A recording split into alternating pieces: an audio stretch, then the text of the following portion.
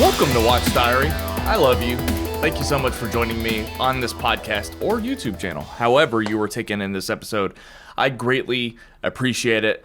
Today, at the time that I'm recording this, it is Mother's Day. So if you are a mother, happy Mother's Day to you. We appreciate you. The world appreciates you. Had a big weekend, epic weekend so far. Last night, a friend of mine got married. So I got to see, of course, my best friends, but also a ton of people that I haven't seen in forever, ages. So that was kind of crazy. I'm sure I'll dive deeper into that on Hot Takes and Sausage. Real quick, I don't like to do this typically, but sometimes it's necessary. And I'm also going to make sure that everybody understands that I am reacting to one person, but one person's ideas can represent multiple people's ideas. So I just wanted to talk about this for a second, and it might be useful to people that know me a little bit better than others. What did I just say? A little bit better than others. But so I had a comment this past week from a shithead that was basically talking about how they didn't appreciate, they found it distasteful that I talked about my debt issues. Last week I mentioned that I started putting my Starbucks money into my savings account, and anyway, so they didn't like that I brought that up, and I just wanted to make sure that everybody understands something. And I do feel like most of my listeners get this. I don't talk about things like that to get sympathy for, and I thought that when I spoke about these, and I'm also going to make it very clear, this commenter clearly did not have full context of my other content. So they were probably missing chunks of the conversation, especially the episode of Hot Takes and Sausage where I talked about my debt. But I don't talk about things like that to get sympathy, and I thought that my tone and my explanation for it was very, how do I put it? It was basically supplemented with all of the things that I was doing to help myself along, but also like the added context of like that I listened to your all's advice and I was proactive about paying off my debt with this thing. And also I do have a full-time job. A lot of people just stumble upon my channel and think I'm still trying to grow my channel in some way so that I'm a full-time YouTuber. It's just not the case. Because I do have a job and I'm starting a business that has nothing to do with any of this. Like I'm just talking about my life, and like the Tim Hellers and I think the Ben Brassos and all those guys that kind of were talking in the comment section as well, I think get that.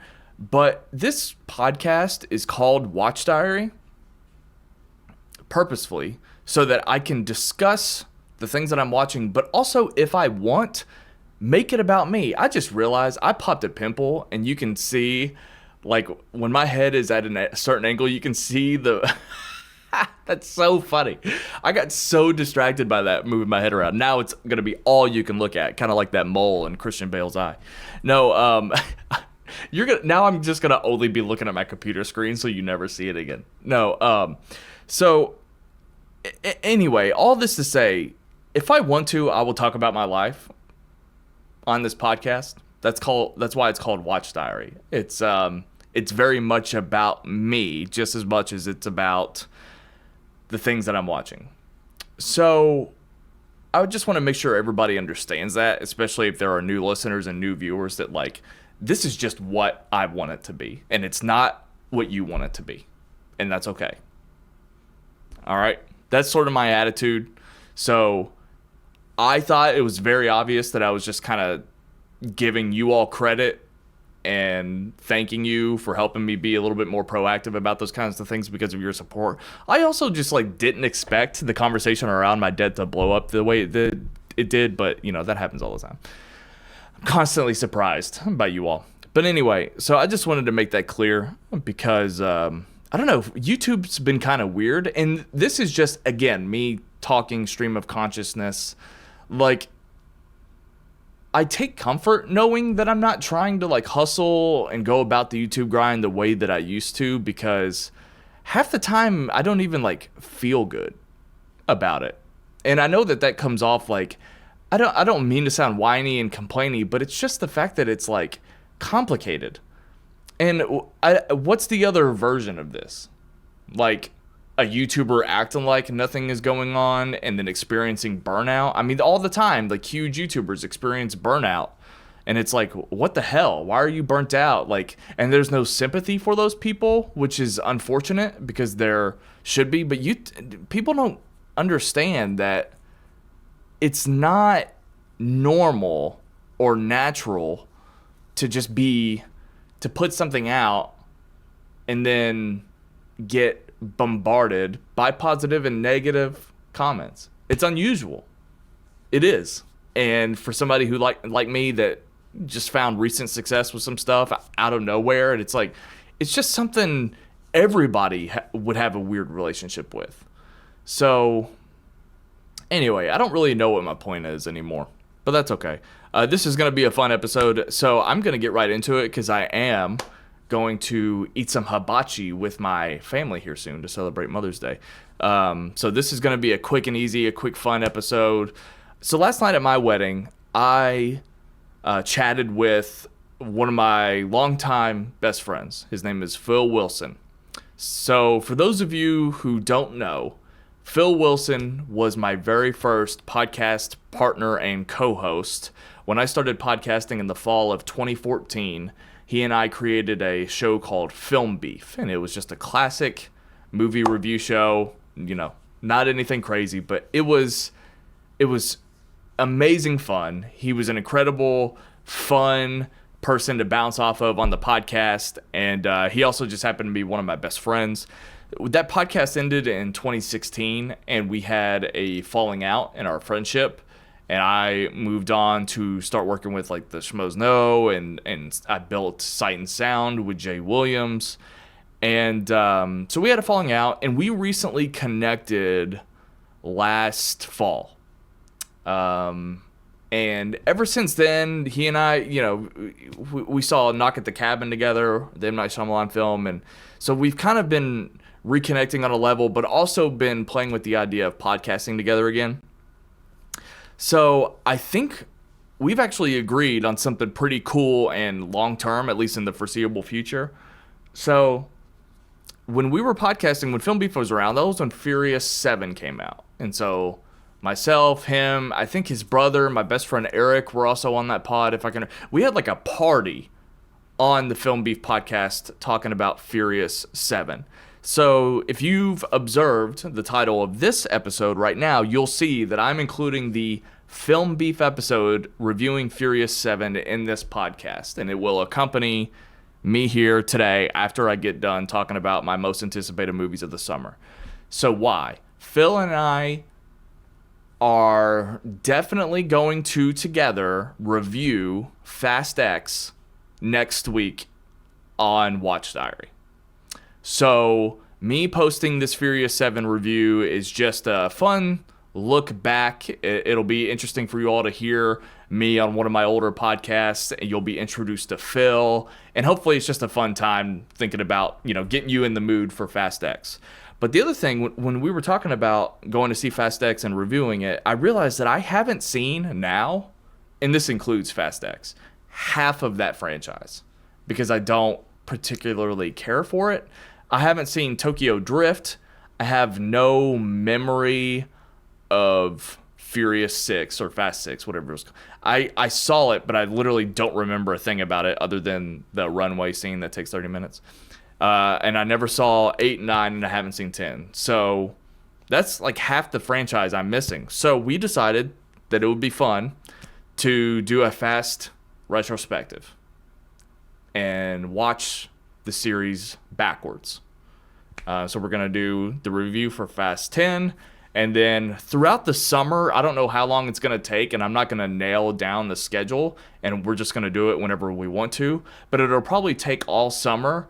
We're going to go movie by movie and just have a fun discussion, and hopefully it's a blast, because I'm sure there's a lot of shit in those movies that we're going to laugh at. Phil was one of my... We would have like crazy disagreements about things, but he always makes me laugh in general, but when we talk about movies, he always makes me laugh. And one thing that I want to do on YouTube, and it doesn't get across, you know, some people just might not think I'm funny, but I'm always just trying to take a piss out of shit. So when I post things about like me being the Halle Bailey super fan on YouTube, and everybody's like, why? Like, instead of just like, you know, I forget that not everybody knows me very well or follows me on all social media and like gets everything that I'm doing all the time. But anyway, so Phil loves movies, and I'm just excited to have him back on and, you know, just take a piss out of that franchise. So it's going to be cool. So next week, we are going to review Fast X, and then throughout the summer, we'll kind of count down to the beginning of the Fast and Furious franchise. So that's coming up soon on the schedule. That'll be a fun summer with him. And so, yeah, you can expect that. So that's why the Furious 7 episode is inside this podcast. So keep listening if you want to hear that episode. So without further ado, let's look at all of the movies that I've kind of already put together in terms of my most anticipation, and let's rank them. So let me pull this up. Do I have it pulled up? I do. So I already looked at the summer, and I looked at the movies that I'm anticipating, and let's just go one by one here. And I'll be honest, Fast X, that was sort of a courtesy because I wanted a reason to plug and talk about what we're going to be doing all summer. So in a weird way, I can't not include it because it'd be like, come on, you have to act like you want to make this content, which I do. I definitely want to. But I'm also not going to act like I'm a tremendous fan of. Anyway, you get what I'm saying. So here are all the movies that I have some anticipation for. So let's just go on and have some fun here. So let's start with The Little Mermaid. And to give you all context, if you follow me on Instagram, you know that Halle Bailey is my biggest crush. But on a serious note, I know who Halle Bailey is because of my roommate in Arizona, Ernesto, who I also worked with. So Ernesto, he was on a pod. I think he was on here when we talked about Wonder Woman 2. So he's actually been on this podcast feed. Ernesto is the biggest fan of Beyonce on the planet. So, and just hip hop and rap and in general. So living with Ernesto and being friends with Ernesto, I learned a lot of things that I normally wouldn't have learned on my own. Like, I didn't have a favorite Nicki Minaj song before I met Ernesto. Now I have multiple favorite Nicki Minaj songs. So learned a lot about Beyonce, Nicki Minaj, and all the other artists that he's into.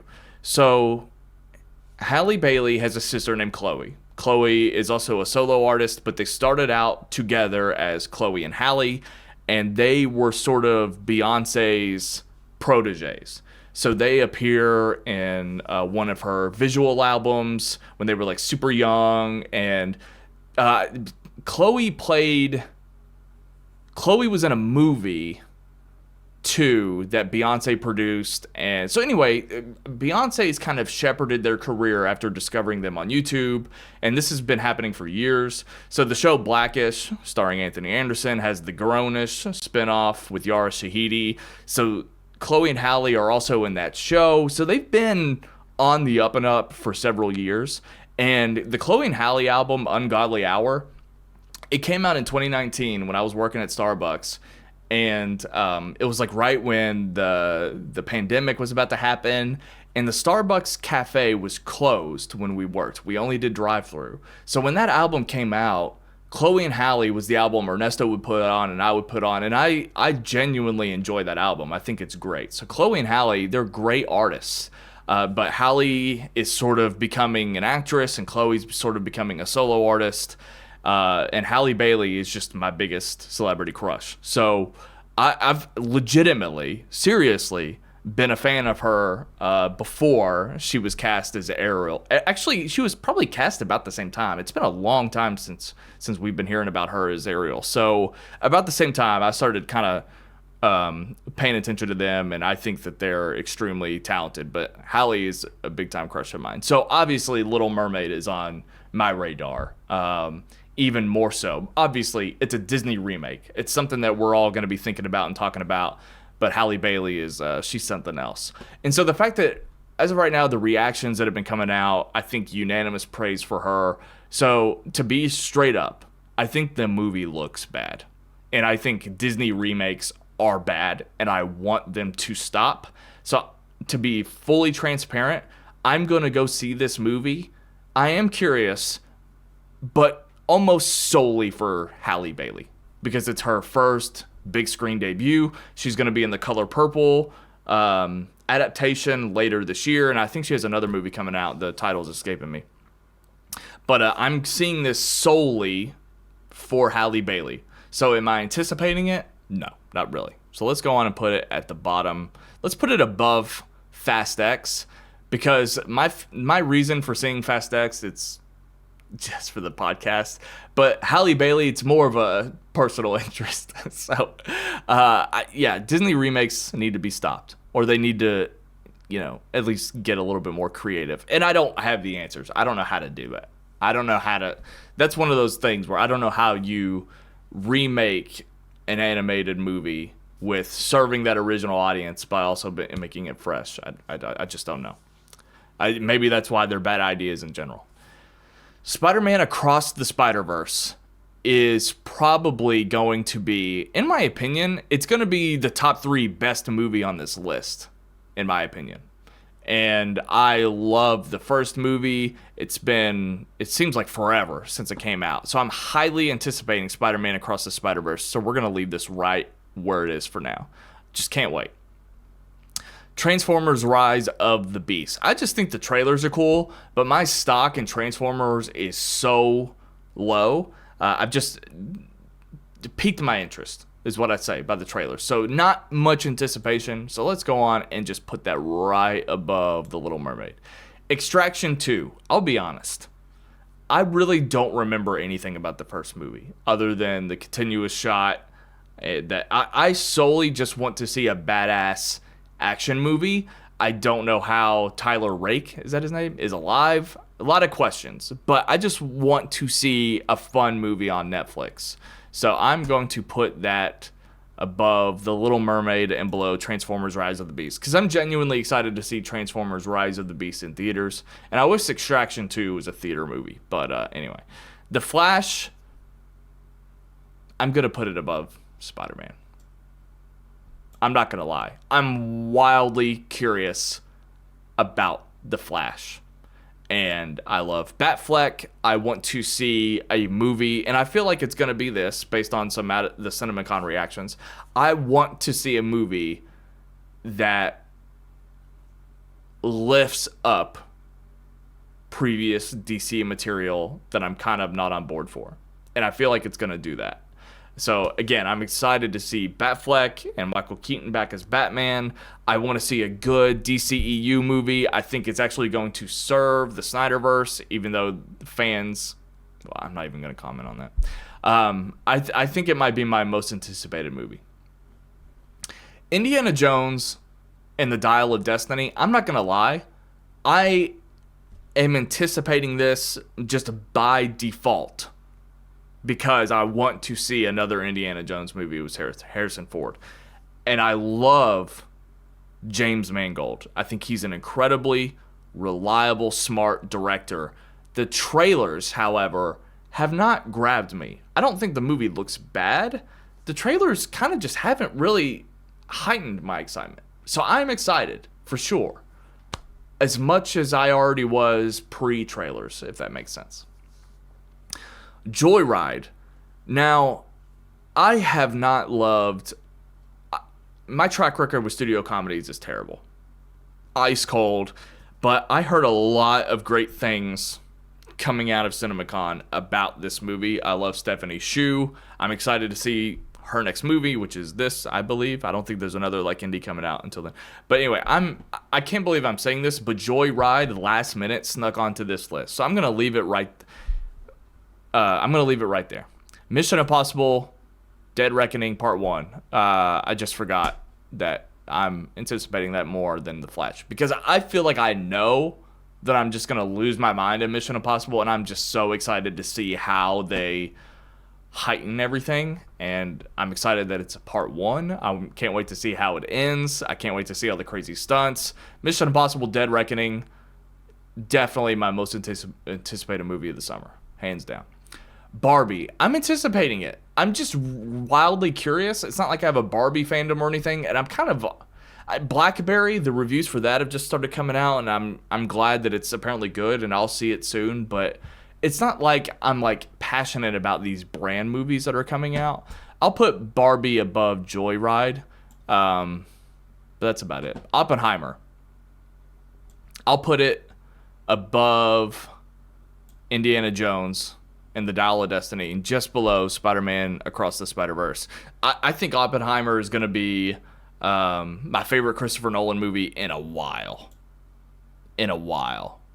Probably since Inception, but we'll see. I'm very curious. The cast is incredible, and I believe in this movie, and I believe in Christopher Nolan.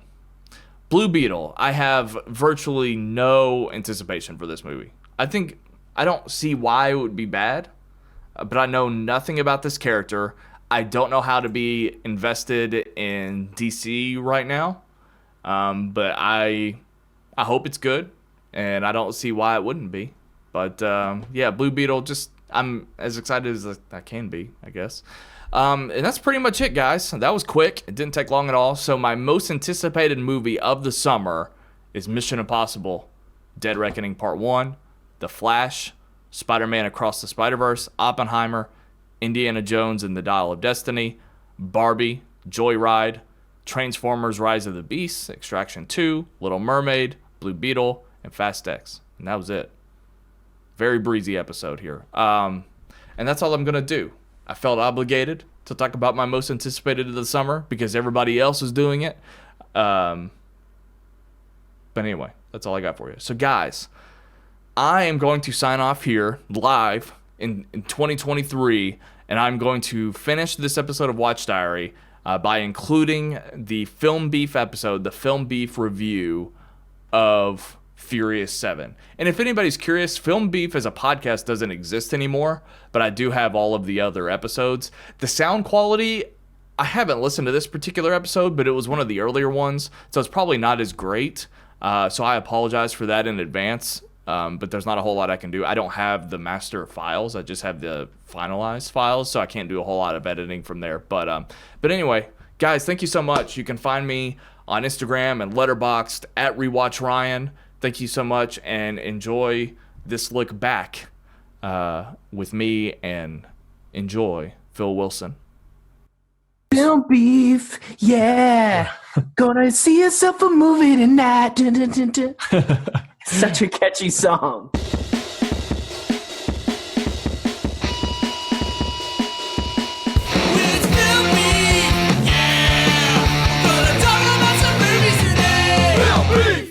It's Filmbeef. That was Michael Gilkison from the In the Galaxy podcast with his version of the Filmbeef theme song.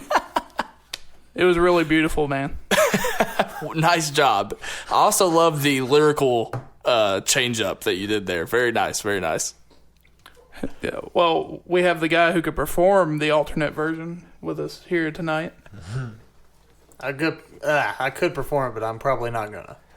That voice is Phil's brother Tater, and you know how amazing he sounds due to his beautiful performance on the Filmbeef theme song. And you're not even a vocalist, are you?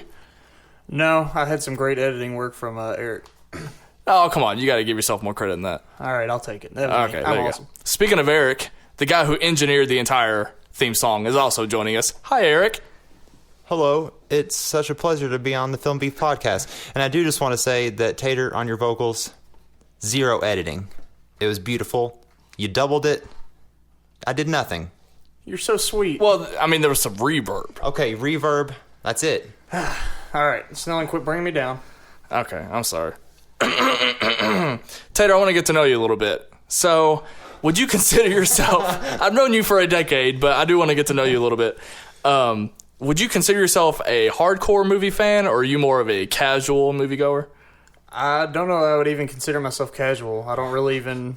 Like you're a tier down? Yeah, I don't even watch movies unless it's like Fast and Furious, Transformers, which may kill my credibility, but I really enjoy those movies. What's your favorite movie of all time? I'm into comedy, so I really love stuff like Anchorman and Dodgeball. I don't know. Okay. But my favorite movie of all time is The Prestige, which doesn't fall into any of those categories. I like that a lot. All right, Eric, same question. Favorite movie of all time? Well, no, are you more of a casual moviegoer or a hardcore fan? Definitely more casual, just because I don't look into like the editing and technique side that you guys talk about, that kind of thing. But I'd call myself a movie fan for sure. What's your favorite movie of all time? I really don't know. Forrest Gump is up there because it has everything. Has comedy, has action, romance. You got something to say, Ted? No, I'm good. No, you had to say it. Sorry, I was just gonna say that it also has the duration of Titanic at the same time, and Excuse me? that's hard for a casual moviegoer to watch, 3 hours worth. But Not to mention, if you add commercials to that, it's daunting. oh no, it's like Lord of the Rings, the entire trilogy. It's Daunting's Inferno. Oh no, No, it isn't. no. You sure? But anyway, Moving on. yeah.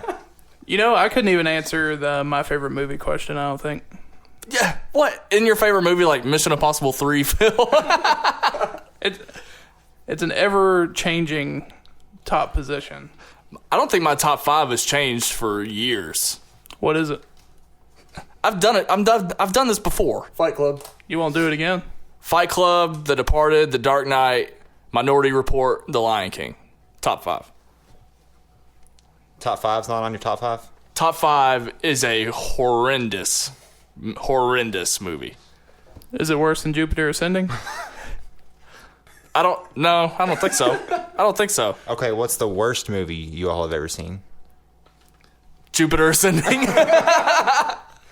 Edison Force? No. Edison Force has star power.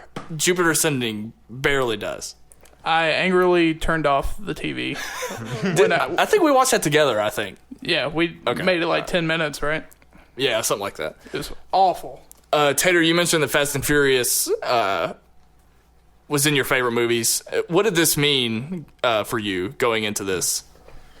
Well, Fast and Furious is what kind of got me into cars. I'm not so much into them now, but Paul Walker being the guy that he is, and Vin Diesel and all them with the cars, it really intrigued me, and so that's what got me into cars. I know it got a lot of my friends into cars, and so it was a big deal. This was the last movie with Paul Walker in it, and that's a statement in itself. It's huge, and I'll say more later, but it was an emotional roller coaster during that movie, honestly. One of the best things that a movie can do, and I'm kind of jumping all over the place, but forgive me, but I think when you bring an end to a saga, even though from what I understand this isn't even the last movie. Wait, What was that word? What was it? Saga? Don't say that like that ever again. Why? No. Isn't it Saga? Saga. Saga. It's like the Taco Bell. You're putting the emphasis on the wrong letter. Hey, You put the emphasis on the wrong syllable. Did you ever have the Sega Genesis? It's not picking up anything you're doing when you do that. Genesis. Sega Genesis, yes. The best way to bring an end to something is by going back to the beginning. And so in those moments in the movie, I can't help but think about how much this franchise has changed over the years. Anyway, I just want you all to talk about like how you felt throughout the franchise. The best movie was the turnaround, or I guess I'd call it a complete 180 with Fast and Furious, the 4th installment. Phil, why don't you go first? Talk about the franchise as a whole a little bit. I honestly used to hate them. This was before the 4th one was out, so 1, 2, and 3. I've actually never seen Tokyo Drift. Any part of it. Nope. I avoid it. But do you understand the references? Like you saw Lucas Black's character. Like, do you know that he's from Tokyo Drift? Yeah, I get it. And actually, I was surprised because I kind of thought it like just kind of fell by the wayside when they went on this new focus on crime instead of racing. Over the years, I've really grown attached to the first 2 movies, especially Too Fast, Too Furious. Says no one ever. Is that what you're doing? Hey, nice shirt, Bilkins. But Yeah, the fourth movie really turned it around. I think the fifth is probably, first or second best of the whole franchise. I don't know. You just get really attached to these characters, and they push the whole family, the idea of them being a family around so much. But you honestly kind of feel like that. It's funny because it's so simplistic, but you get so attached to these guys.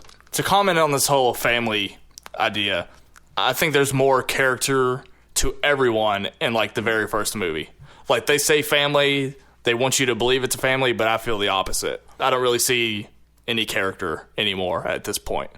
Hey, hold on. I just want to chime in just a second on the family thing.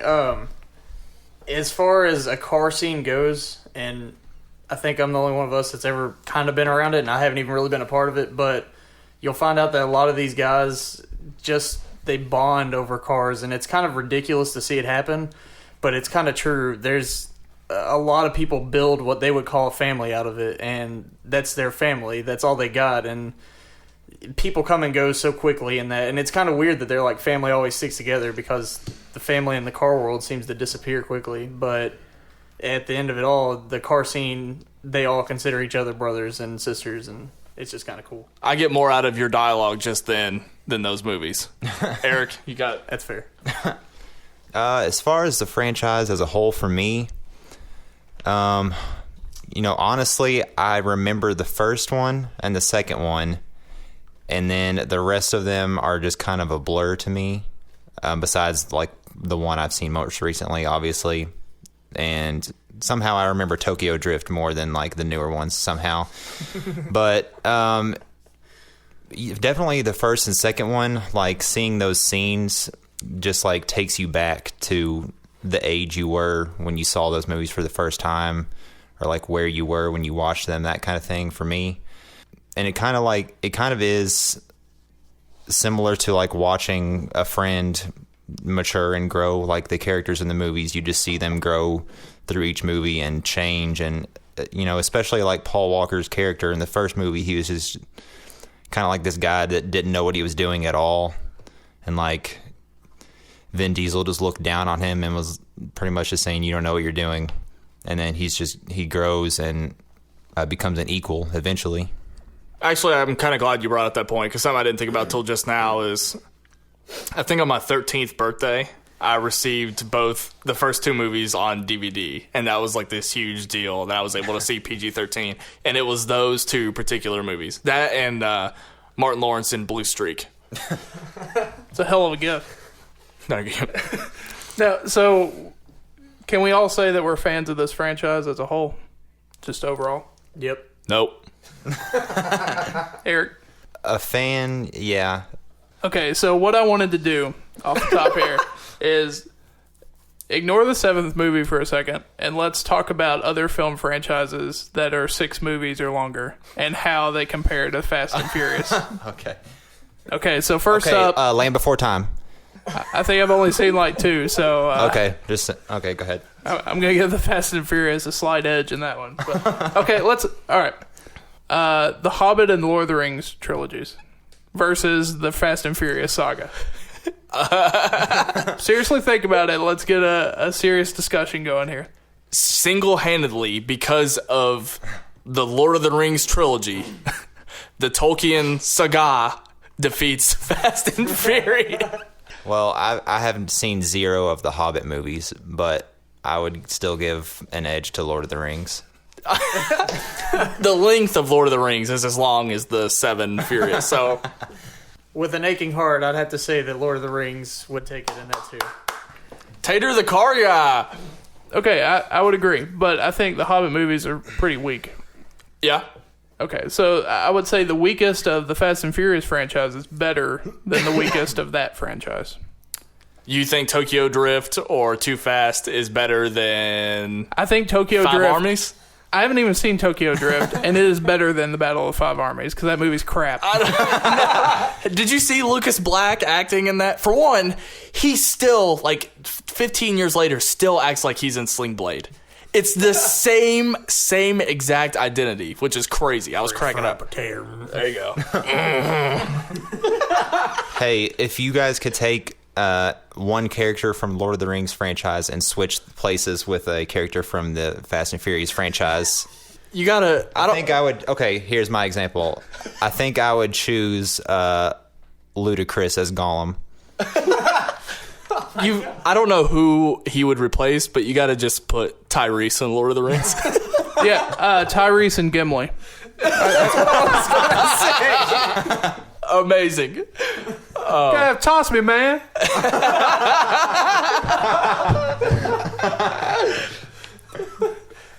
Okay.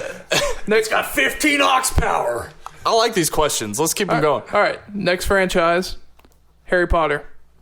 Harry Potter, no contest. No thought about it at all. Yeah, Harry Potter. Yeah. Okay, the weakest Harry Potter movie versus... What's the weakest Harry Potter movie?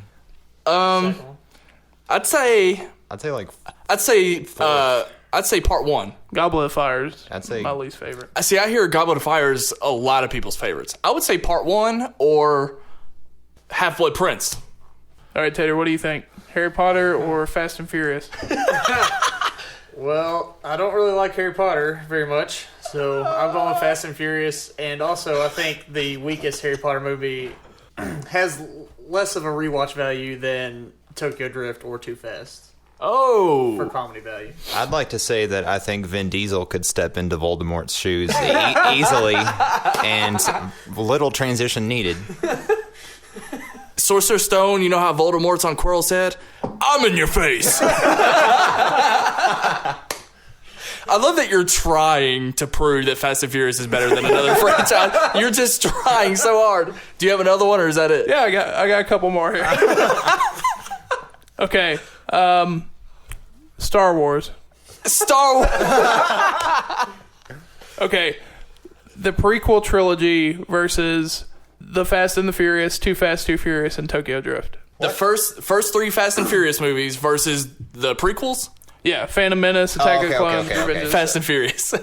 Really? Yeah, and if you made it the Fast and Furious 4, 5, and 6 versus those, I think the very first Fast and the Furious is better than all three prequels. Maybe not Revenge of the Sith, but... Okay, well at least we kind of agree. For the most part, right? Okay. Okay, now is Fast 5 better than Empire Strikes Back? Shut the hell up. No one has to answer that. I couldn't tell you what happens in Fast 5. Is that the one where they kind of go That's in the that Dodge underground Chargers. tunnel thing? It's- That's They the pull Chargers the- pull in the vault forever. They go to okay, Brazil okay. and whatnot. Okay, okay. That's that's probably the best one. Can we talk more about Tyrese? Let's just jump ahead. Hungry. He was a real shining light in this movie. Yeah, for sure. You know, here's my honest impression of Tyrese. I don't think he's been written in any of the scripts. I think he just shows up like, "Hey guys, I'm back." He just showed up with Ludacris and started just saying lines. Yeah. And so That's racist. the director just knows. All right, point the camera at him. He'll say some stuff, and then we'll move on. And that's the extent of it. We'll use what we can. Exactly. James Wan directed. Okay. All right, we got that out What there. did he do? He does a lot of horror films. He did The Conjuring. Let's get started off. First thing you notice, a movie, like we talked about, it goes back to the beginning. So then they throw in race wars, and there was that quick. There's the typical. No, you skipped ahead. It had like the coolest opening. Oh, you're right. Yeah, you're right. I'm sorry. Are we straight into spoilers here or what? No. It's like 2 minutes into the movie. So okay, so anyone want to paint a picture with this? Explain what's going on with Jason Statham. Well, it's sort of like the trick in From Dusk Till Dawn. You walk in the middle of a scenario, not knowing what to expect, and it kind of unfolds right in front of you. So Jason Statham, okay, he's saying goodbye to his brother Shaw, and we knew they were brothers beforehand from the last movie. But then, the camera turns around, and then you realize that he is just messed everybody up in the hospital. And I was nudging you the whole time. It was pretty badass. It jumps from a scene of him exiting the hospital where you just see all the carnage of whatever happened for him to get in there.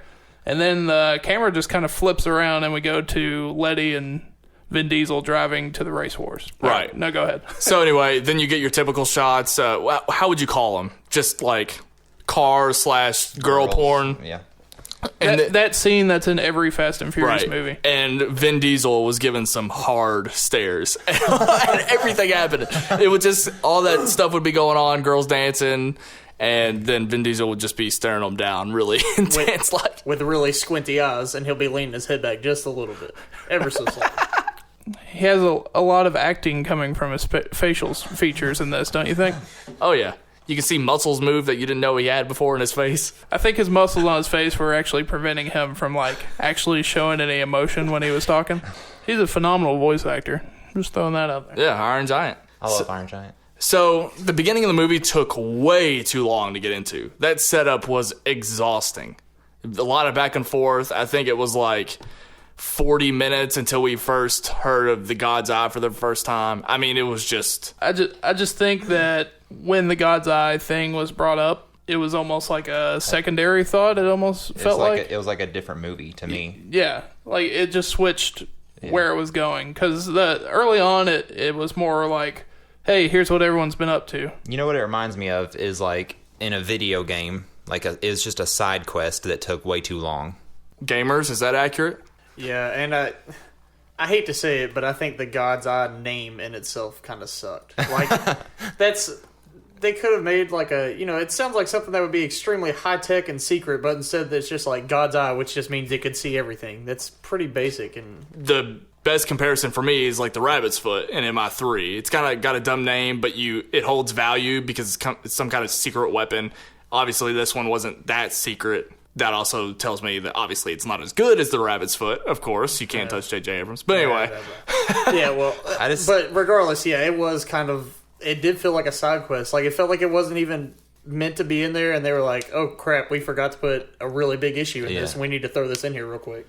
I'm torn between thinking the plot was really generic and really genius. Because, this whole God's Eye, terrorist, Deckard Shaw side plot is, it's almost like a whole different movie altogether.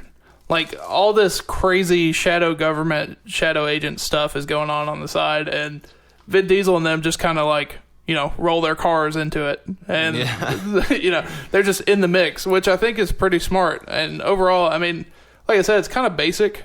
You've got the evil terrorists who are just labeled terrorists. You don't get any explanation. You've got secret agents and hacking, which I hate that word, by the way. Hacking. Do you realize that the movie could have started with that cliff sequence? It really could have. And then with some minor exposition inserted, just saying what they're going after, saying what it is, and then you have Shaw's brother shows up because he knows that they're going to get it, and it would be a brief encounter, and then you would learn who the Shaw character is after that, and then you would have an entire movie. Didn't the fourth... Is it the fourth movie that started out with a really similar action? It looked like the same setting, and they couldn't start out that same way. Are you talking about with the bus chase? Yeah, that entire cliff sequence. Yeah, it was. Oh, are you talking about the train in the desert when they're taking the cars off the train? That sequence? Are you talking about when they break Dom out of the bus?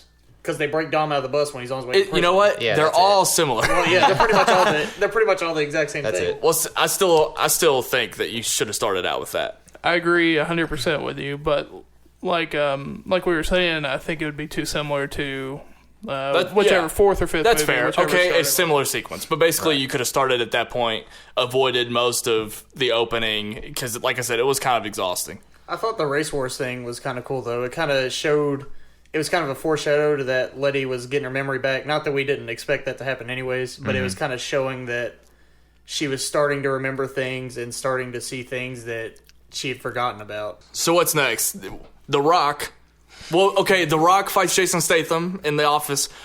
This is the first of horrendous dialogue from The Rock. Just awful. Can you think of any lines off the top of your head? Anybody? Oh no! She's gonna. Woman, I am the cavalry. No, he's gonna wish his mom kept her legs closed. Yeah. He was never born, essentially. I'll have to look them up. It may have been painfully stupid, but I really enjoyed every second The Rock was on screen. I agree 100%. You know, speaking of The Rock, I really appreciate that they covered all their bases in fight scenes. You know, they had a wrestler, they had Ronda Rousey, and they had Ong Bak. There you go. Yeah, nice. It was really cool.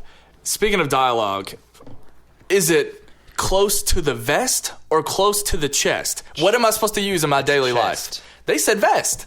Who did? The movie. Did Han wear a vest often? Because that's who he was talking about. I don't know. He always keeps it close to the vest. But I hear both. I don't know what it is. It's chest. It's chest. We're going with chest? Yeah. Okay. Yeah. Good.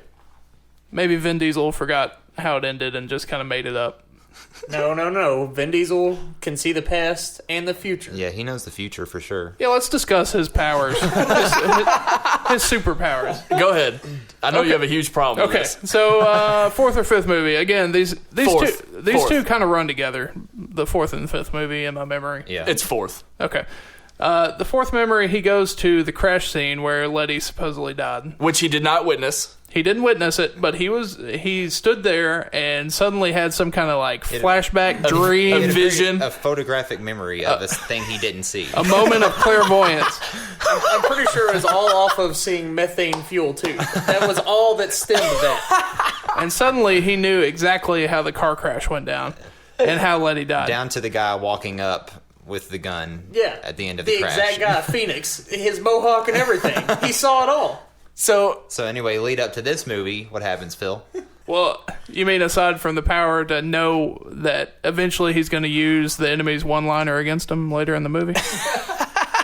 Well, that Paul Walker had that same power as well. And I knew that was going to happen too. oh damn it. It would have been better if the line was too fast. I kind of lost my train of thought, getting so pissed about the fourth movie. Okay, moving on. It's during the race war.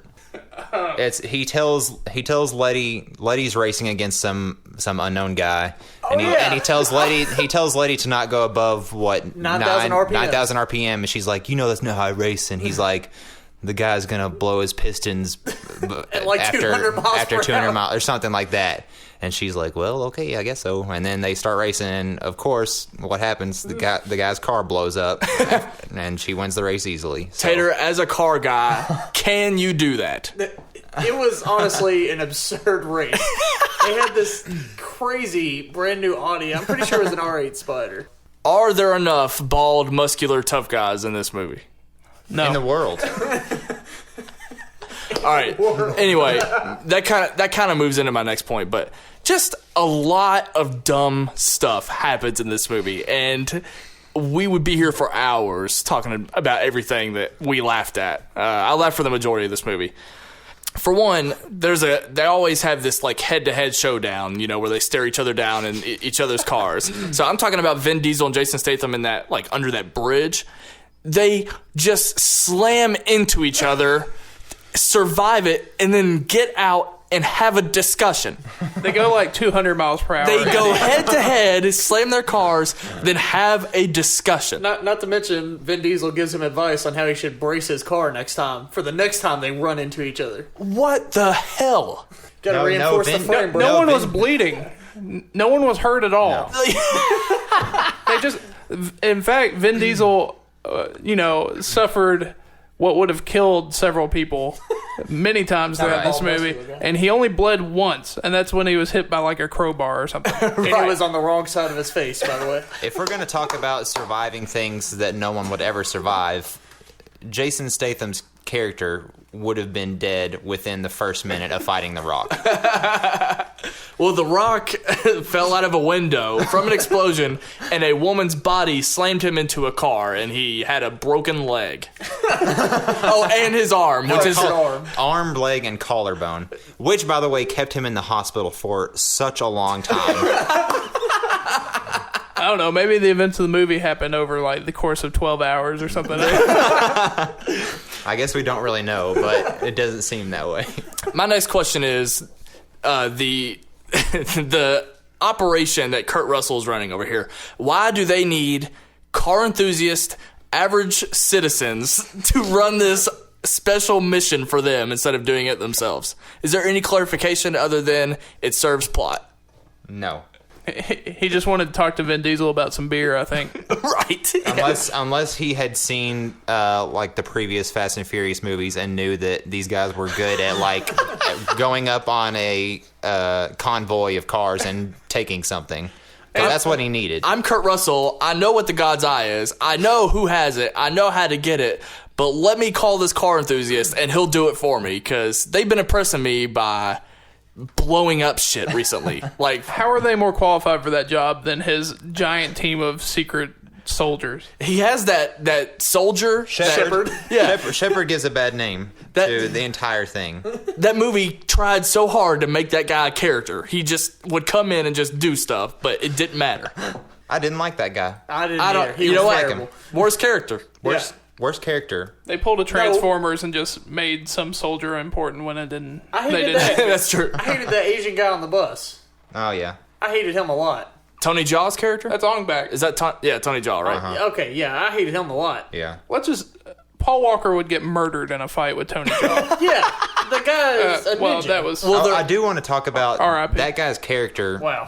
Wow. I didn't mean to go No, there. we didn't even notice. Phil, we're okay. Cut. We're sorry. cutting that out. No, we're not. I'm sorry. I love Paul Walker. I didn't mean it. I hate you. For real. R.I.P. lot. Paul Walker. Yeah, legit. Anyway, back to what's his name? Tony Jaa? Tony Jaa. Okay, that guy's character, I feel like he was in this movie solely because the producers still thought that America was obsessed with free running and that kind of thing. Yeah, hardcore parkour. I parkour, I yeah. still enjoy it. I think half of it's worthless in general, not in Hollywood. I think a lot of parkour is unnecessary, like doing a flip off a stack of bricks or something. Well, like I said earlier, I really appreciate the fact that they had like these random all-star fighters in the movie. I mean, and plus James Wan is Asian American, from what I understand, so he's probably gonna. I mean, why not? Snelling, what did you show me during the movie? Ludicrous video game subplot. They early on they try to introduce a Ludacris loves his mobile apps early on. Then they never brought that to a close. So I'm still wondering what's going on there. Did he complete Angry Birds? We'll never know. I think maybe the game he was playing, they showed it briefly. Maybe that's how he came up with the idea for the plane or the cars falling out of the plane. It's in the trailer, so it's not a spoiler. Oh, okay. But it showed. didn't know Still that. stupid. I didn't notice that. Still dumb. I really appreciate that they didn't even bother to try to explain how they came up with that. Yeah. They were just like, yeah, I think I have an idea, and then jump cut to them on the plane before it happens. Jump cut to everyone agrees to do this. And here we go. Speaking of Ludacris's character, he wants all of his friends to die. He is not concerned about any of their safety. He forces Roman out of the helicarrier from a parachute that ejects him into the air. Easily could have died. It's dangerous enough to just like jump out of a plane as a person, but to take a giant vehicle out of the back of a plane and just trust that the parachute's going to work and pull a prank on Tyrese is just it's horrible. And then there were some other moments in that chase where Luda was just reckless with the bus. He almost killed Ramsey. But also, she wasn't holding on to anything on the hood of that car. No. She did not have a hold of Oh anything. my god. Okay, I have to talk about how infuriating it is, not just in this movie, in all movies, when there is a car scene, two cars are beside each other, one of the cars is just pulling right and then ramming as hard as they can into the other car. And the other car just keeps going this exact same speed as that car so that it can happen over and over again. Just press your brakes. Be behind them. It will stop. The greatest part of that is that car is ramming it. Well, eventually that car gets pissed and just pushes the other one off the road. Why didn't the other one have that power to do that the Right. entire time? Right. But Phil, it's pretty. Sorry, it was. Excuse me? It was pretty crazy on that mountain, huh? I love that so much. I like that they do really ridiculous stuff in this movie, and then the characters acknowledge how ridiculous it was. Like they're self-aware of how stupid and crazy it is. Crazy. My next question: what would you do if Tyrese actually became alpha male of the group and he was the main character on the next poster?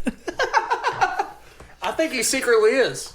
I honestly think he runs the show. They always send him in to do things, but he honestly makes or breaks the team. Without him, they would have nothing. I think he's the Jeremy Renner of the franchise. They're bringing him in to set him up, and he's going to eventually take over when Vin Diesel's ready to move on. Yep. I thought for sure he was gonna like be the hero at the end and like do the one thing that was just crazy enough to work. I think we saw more cars flying in this movie than driving. All right, that goes into the next sequence. And Okay. Paul Walker kept saying cars don't fly. There you go. How about that? There. All right, that takes us to Abu Dhabi, which we saw from the trailer. Nuts. Okay, just to jump forward. Vin Diesel is driving this souped-up car. What kind of car is it? Do you know, Tater? I don't even. He called it some kind of hyper sport. He said there's only Yeah. 7 in the world. The one that they get to in the The building. Prince. The red car, yeah. the red car. The one that Vin Diesel was able to lift. The one he was able to deadlift.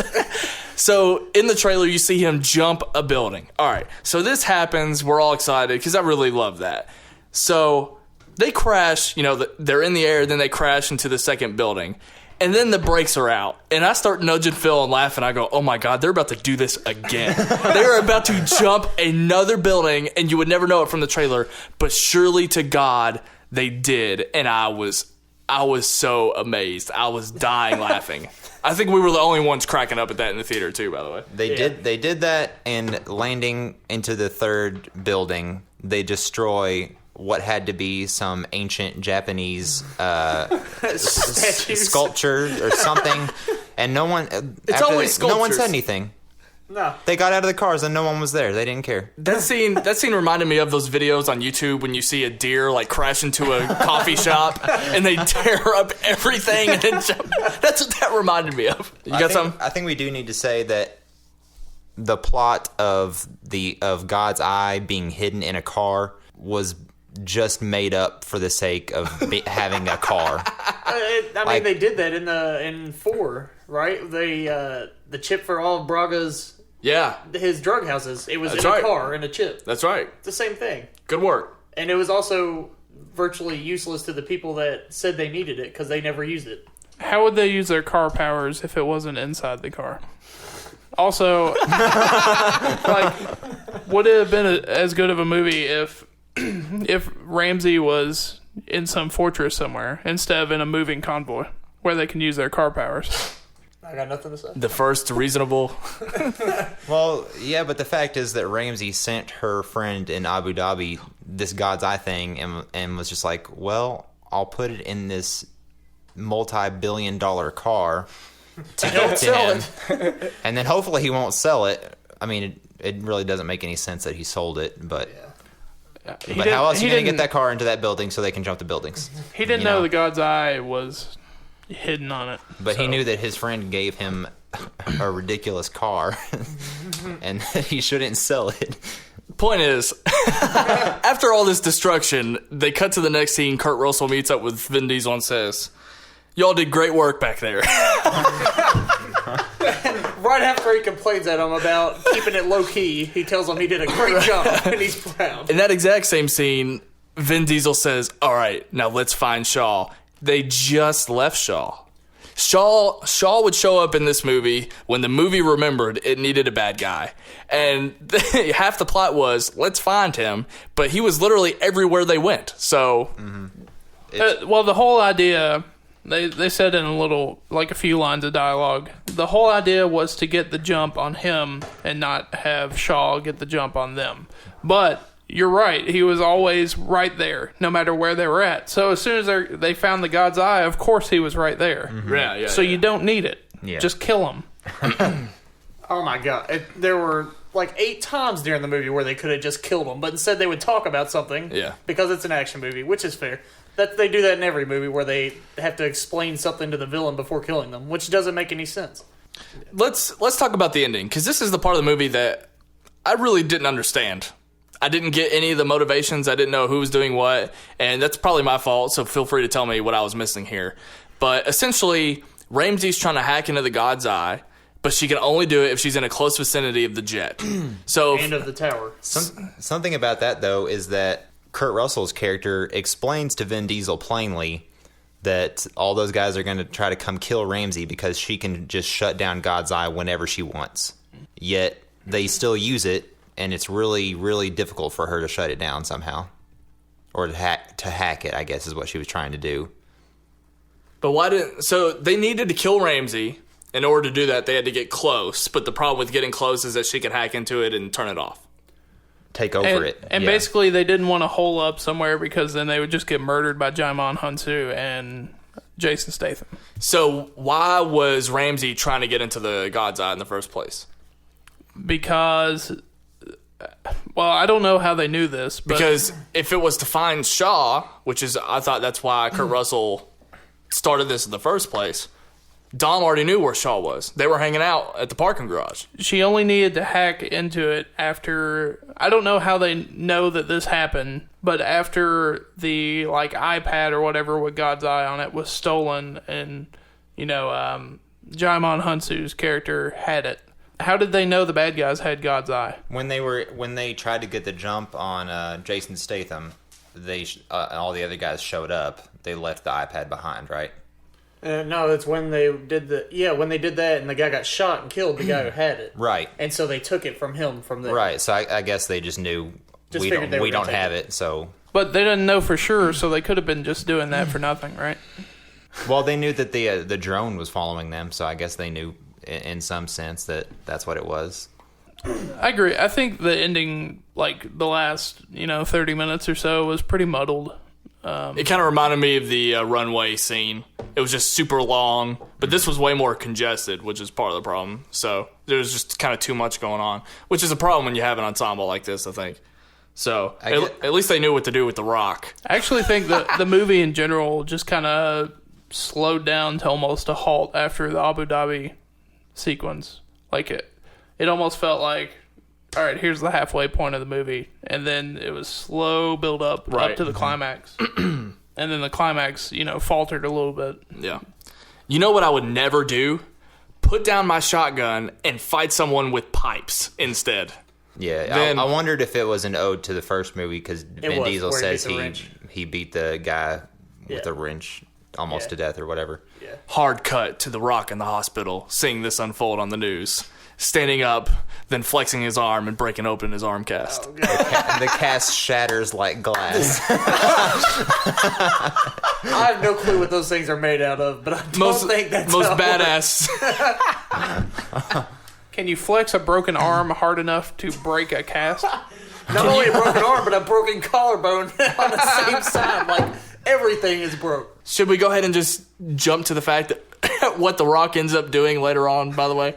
For some reason, Eric had a better point, that he thought Tyrese was going to take care of the ending, but no, they got The Rock to do it, who served no purpose in the entire movie. They kind of foreshadowed Tyrese doing it because he bragged about taking down the airplane. Right. That's why I said it too, because I felt like the whole movie was filled with foreshadowing of things that would definitely happen later. So I thought that was it. Why wouldn't you give that moment to Brian?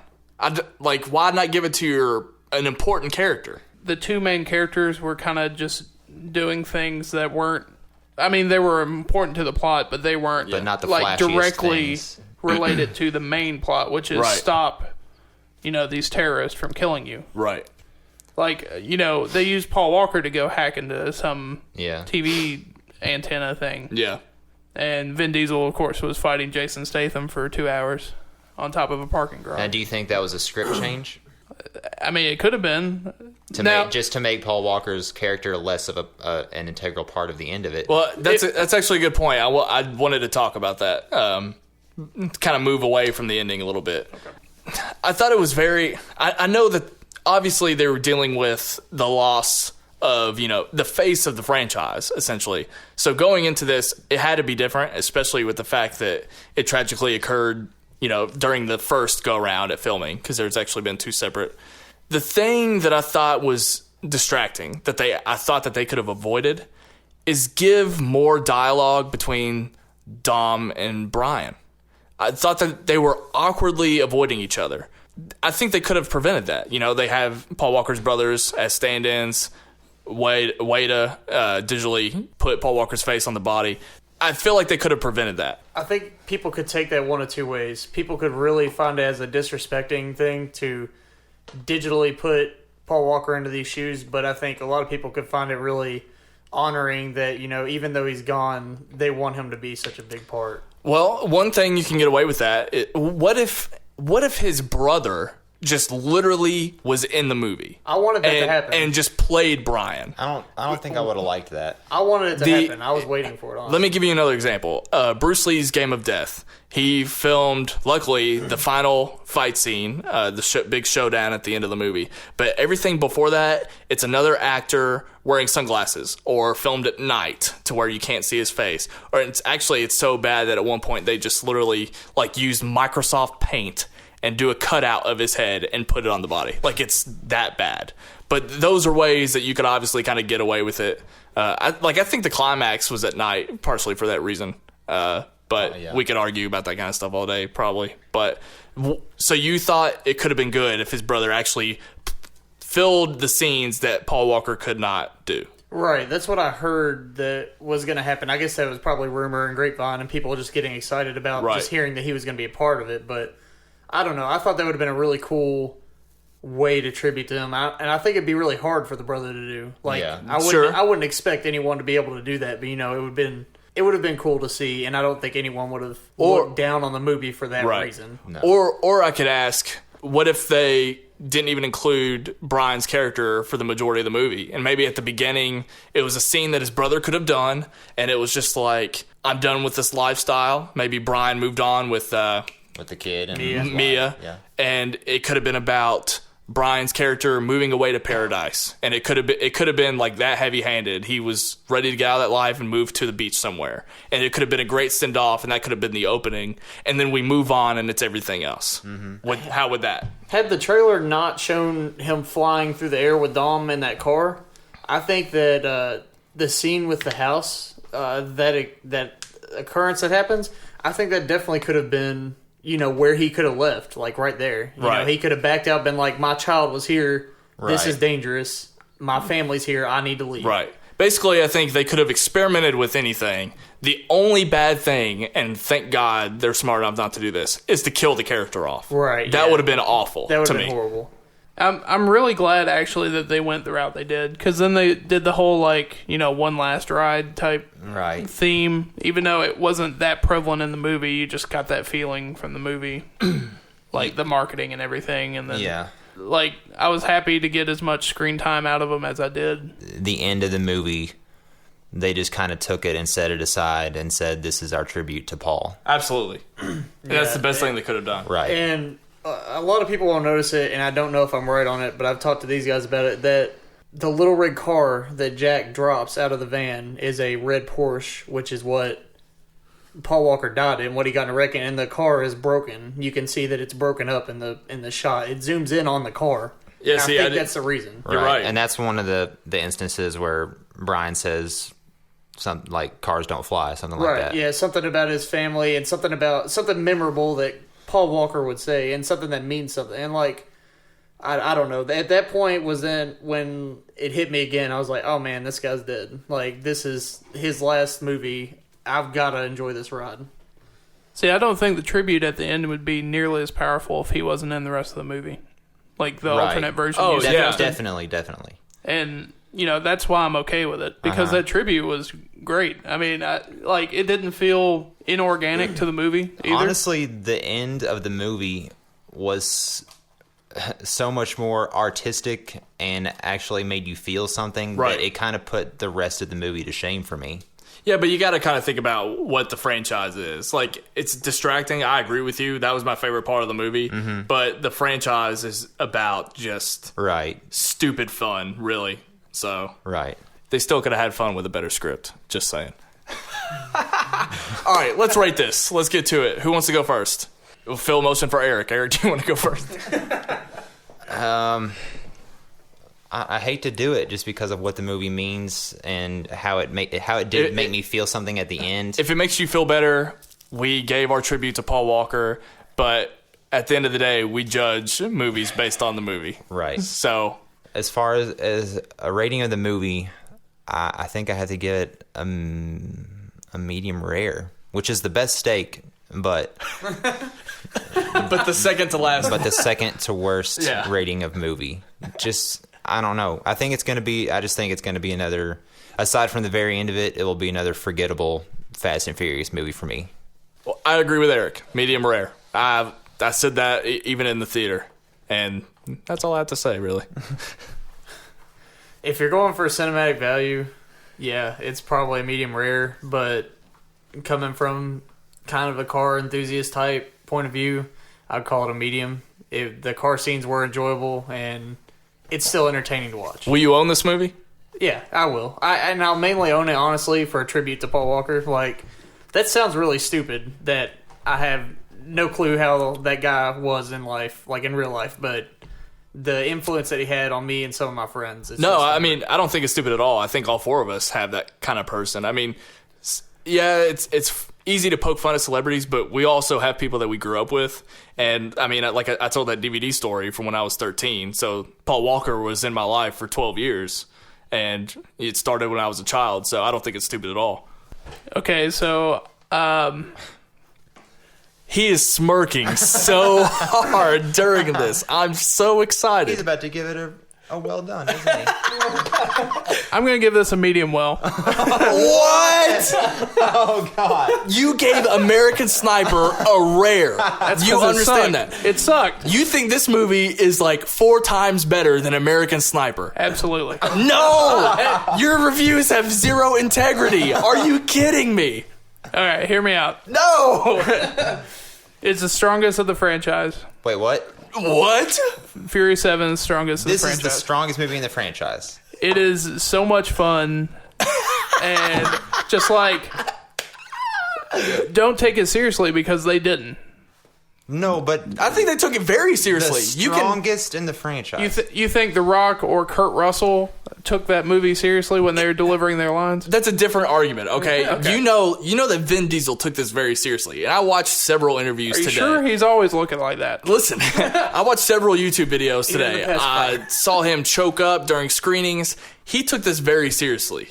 Okay, well, my rating stands. I loved it. I thought it was a lot of fun, and I would watch it again right now.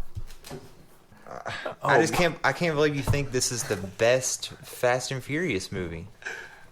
Like, even the ones I don't really remember very much at all, I know are better than this one. They amped up the ridiculousness to a level that was just like cheesy and awesome, and I don't know. I really, really liked it. This movie is on the same tier for me as 3 Days to Kill, and me and you agreed on that movie, from what I remember. I'm shocked, just like Eric. I love this franchise. I'm sorry. I think you're letting your emotions get the best of you. The sixth Fast and Furious was beyond cheesy, and I think they did take it down some, but it was extremely cheesy. But I mean, it was a ton of fun to watch. I would honestly watch it again right now. It wouldn't bother me at all. I would watch it. I mean, I wasn't miserable watching it. I mean, I would skip 40 minutes. Okay. Yeah, I would skip the opening and maybe even skip the ending. I'll do watch the middle and then watch the tribute, and then we'll call it a day. I'll do a recut for you when it comes out. Okay. I would just. I don't think it's perfect by any means. I'm not saying that. No, but I'm just saying that I loved it. But personally. there are more perfect Fast and Furious movies than that. Okay. All right. All right. Well, I'm going tomorrow to watch this again. really? Yeah, because I promised Ashley I would, and who's Ashley? my fiance. Woo!